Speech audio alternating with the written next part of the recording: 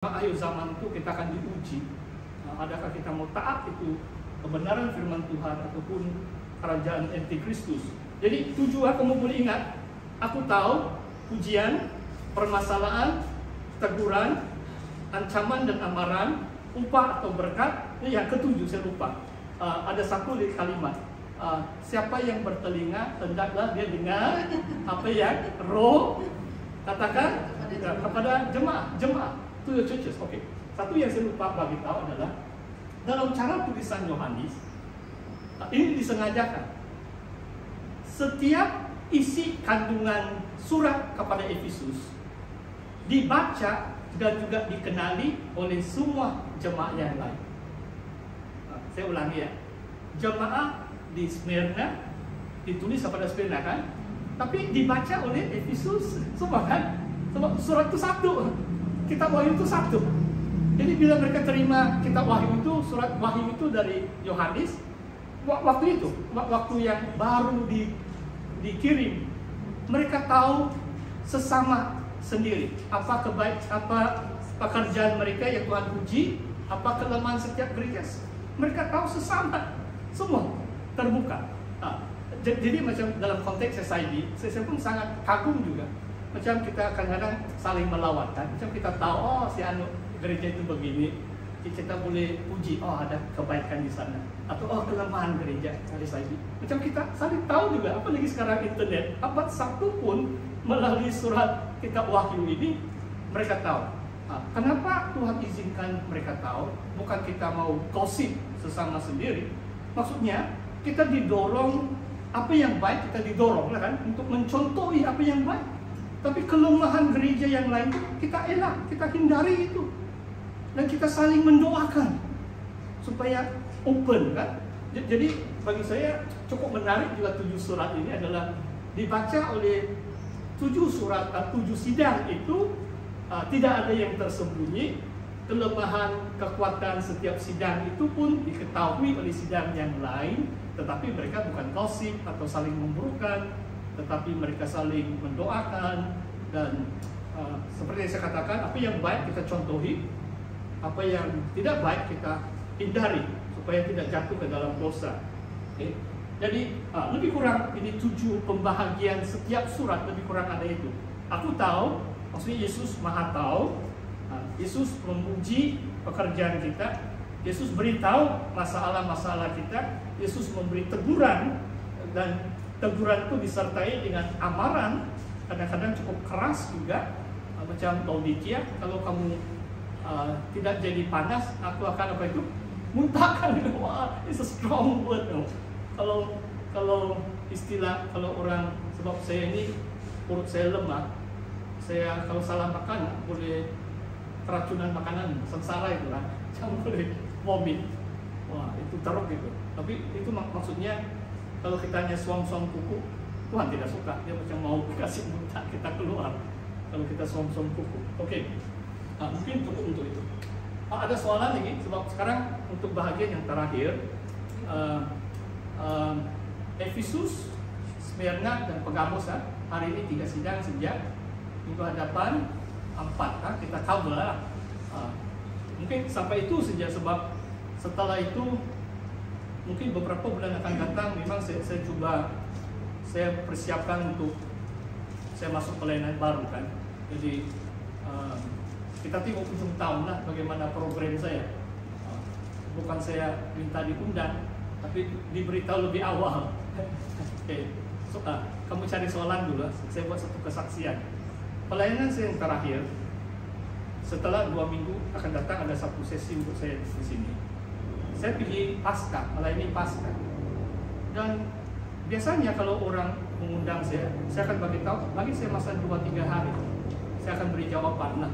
Tapi sidang itu, saya buat mereka tunggu 2,5 minggu baru saya beri jawaban. Dan last saya akun saya pergi, sebab ini itu pasti yang undang saya, dia bekas pelajar saya di MTS. Saudara tahu itu. Nanti saya bagi tahu dia. Saya harap dia tidak malu lah kalau saya sharing tempat dia melayani. Kamu tahu tuh Hari Guru, 3 tahun saya guru di BTS. Kamu sediakan soalan, ya? Kamu tertarik pula saya cerita. Kamu dengan cerita ini. Ini hari guru di BTS, itulah saya diberkati. Semalam pun Datuk Hendrinus tanya dengan saya bilang, kalau saya mau tetap dalam SIB, saya mau majikan saya di Sabah satu saja SIB. Bukan saya mau pilih di mana-mana. Tapi itu lain cerita. Tapi kenapa saya kagum ini? Pelajar ini, hari guru, mereka macam kami ada kebaktian khas, penghargaan guru-guru. Jadi ada satu masa itu pemberian hadiah. Pemberian hadiah.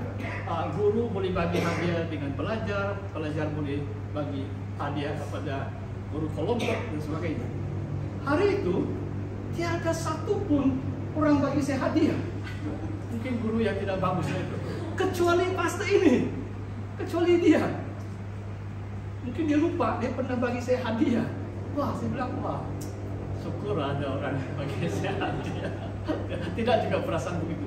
Cuma macam saya, kadang-kadang bila kamu sudah melayani sekian lama, segala kebaikan itu kamu ingat bahkan. Sebab banyak kejahatan di dunia. Kita mau ingat yang baik kan, kejahatan itu biarlah berlalu begitu.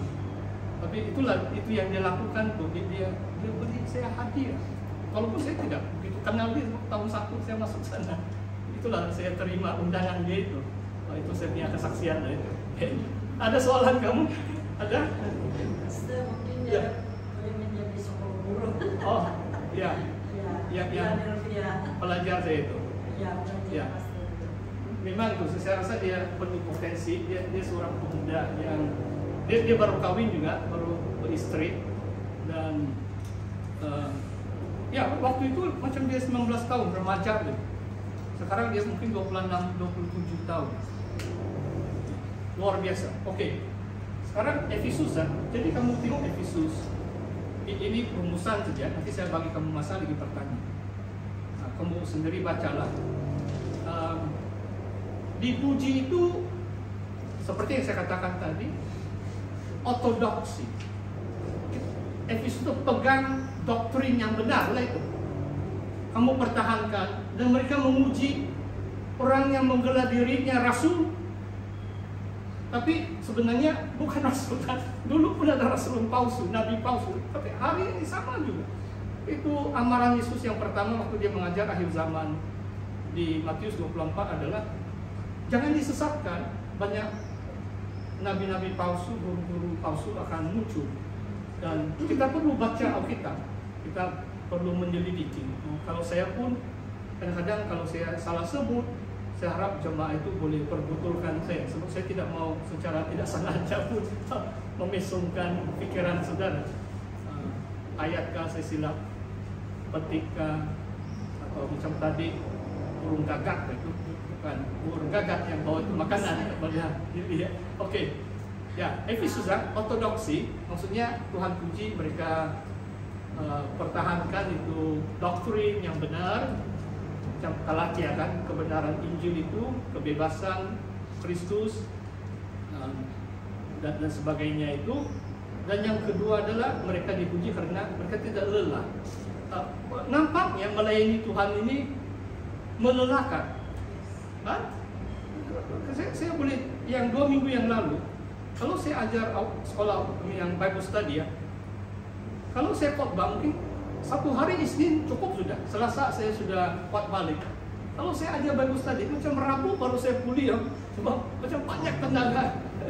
Tidaklah ini kamu baik-baik, tapi itu maksudnya melayani Tuhan lelah. Kalau kamu pemain musik pun kan, coba kamu praktis 3 malam berturut-turut, kamu rasa lelah juga itu. Kan ada kebaktian konferensi berbulan-bulan mereka. Itu pelayanan. Maksudnya Tuhan puji mereka, kamu tidak lelah. Maksudnya mereka bertahan, mereka tidak mau give up, mereka tidak mau malas, mereka mau terus saja giat dalam pelayanan. Tapi memang lelah, cuma mereka tidak lelah. Tapi yang ditegur Tuhan itu kasih semula lah itu kan, itu famous sudah kan. Jadi bagaimana kita mengerti ini kasih semula? 3. 1 memang kasih kita kepada Tuhan.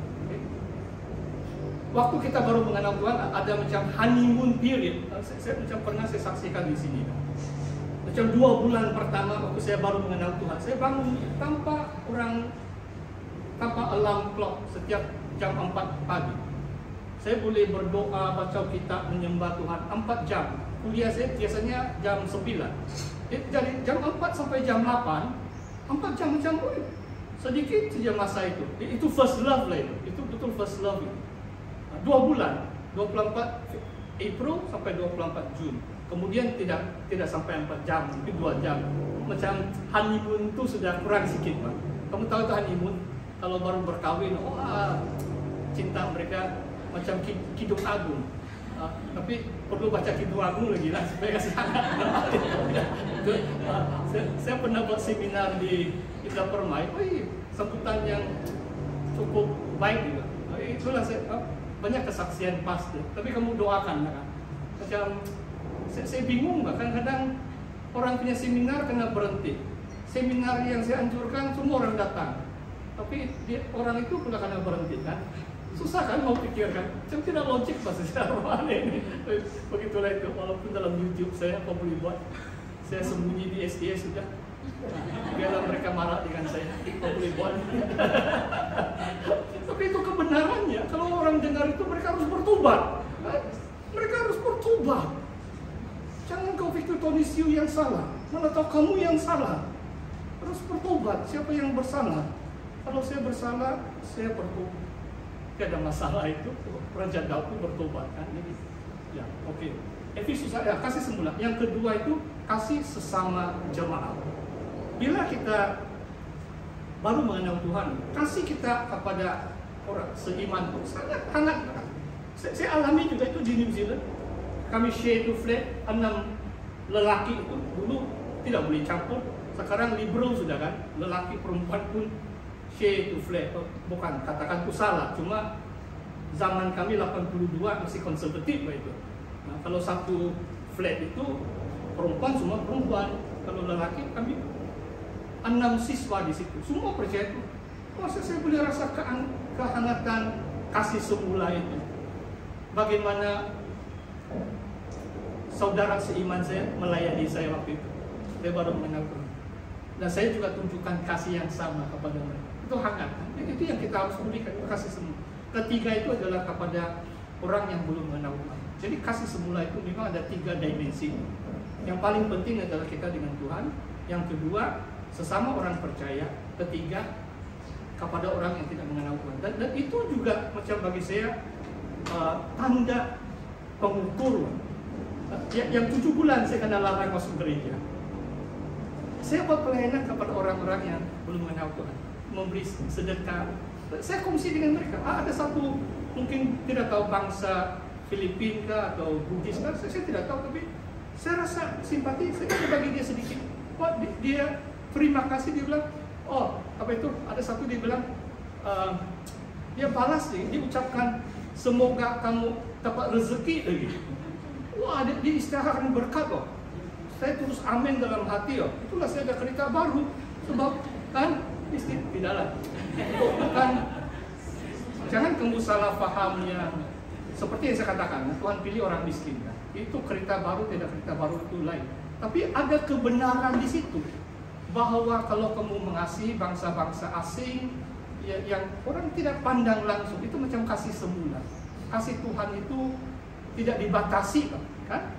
Kasih Kristus mengalir kepada semua orang. Dan saya rasa di antara pelayanan utama saya waktu 7 bulan saya tidak boleh masuk gereja waktu itu adalah kepada bangsa-bangsa ini. Mana-mana saya jalan, saya cerita mereka, karena mereka takjub, ini orang Cina tiba-tiba cerita saya bagaimana kan? Tapi mereka rasa dihargai. Ada orang sanggup tanya berita, kadang-kadang mereka jual itu barang. Saya bilang, saya tidak mau berang kamu, tapi saya mau bagi dia sedikit duit lah begitu. Dan cerita sekejap, ada diucapkan